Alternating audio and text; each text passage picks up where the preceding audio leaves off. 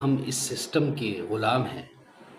آپ خود سوچیں، میں نے بہت سارے ایسے کیسز دیکھے ہیں کہ بیوی باپردہ ہے، حجاب کرتی ہے، اور شوہر کہہ رہا ہے کہ یار مجھے اس طرح تمہیں لے جانے میں شرم آتی ہے، جو میں دعوت میں جاتا ہوں تو تم اچھے کپڑے پہنو، یہ برقع ہٹاؤ۔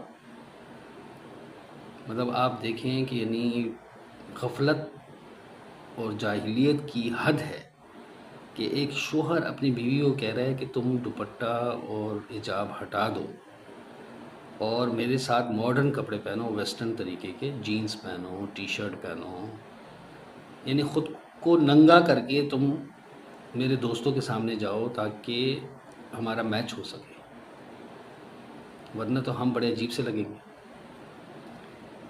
اب یہ وجہ کیا ہے؟ یہ وجہ یہ ہے کہ ہمیں شرم آتی ہے اپنے دین کو فالو کرنے میں، حالانکہ یہ ہمارا فخر ہے۔ اس پہ تو ہمیں سینہ تان کے فخر کرنا چاہیے کہ ہمارے اللہ نے جو حکم دیا ہے یہ ہمارے اللہ کا حکم ہے اور ہم اس کے تابع ہیں۔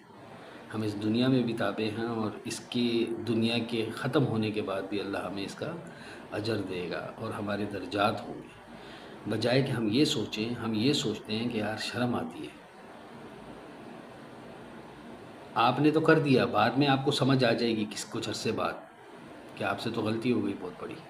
اب آپ جب کہو گے کہ واپس ہو جاؤ، سامنے والا بندہ انکار کر دے گا، پھر آپ کیا کرو گے؟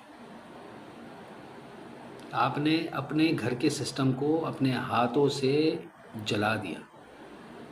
اسی طرح بچوں کی اگزامپلس ہیں۔ ہمیں پتہ نہیں کیوں یہ وہم ہے کہ رزق جو ہے صرف امریکہ، یورپ میں یا دوسرے کنٹریز میں ہی مل سکتا ہے، یا وہاں پہ ہی فیوچر اچھا ہے۔ بھائی اگر آپ کا بچہ قابل ہے تو وہ دنیا کے کسی کونے میں بھی ہوگا، وہ پاکستان کے چھوٹے سے شہر میں بھی ہوگا، تو اللہ نے اگر اس کو رزق دینا ہے اور اللہ نے اس کو ترقی دینی ہے تو وہ وہاں پہ بھی ترقی کر سکتا ہے۔ یہ کیوں ہم نے یہ غلط فہمی پالی ہوئی ہے؟ کیا اللہ تعالیٰ نے یہ کمٹمنٹ کی ہے کہ یو ایس اے میں ہوگا آپ کا بچہ تو ڈالرز میں ملے گا رزق، پاکستان میں ہوگا تو پاک روپیز میں ملے گا، سعودی عرب میں ہوگا تو سعودی ریال میں ملے گا؟ ایسی تو کوئی کمٹمنٹ نہیں ہے اللہ کی۔ اللہ تو وہی رزق دے گا، چاہے آپ یو ایس اے میں بیٹھیں یا چاہے آپ یو اے کے میں بیٹھیں۔ سوچنے کی بات ہے، اپنی سوچوں کو بدلنا پڑے گا، یہ جاہلیت والی سوچوں کو ختم کرنا پڑے گا۔ رزق اللہ دیتا ہے، انسان صرف محنت کرتا ہے، کوشش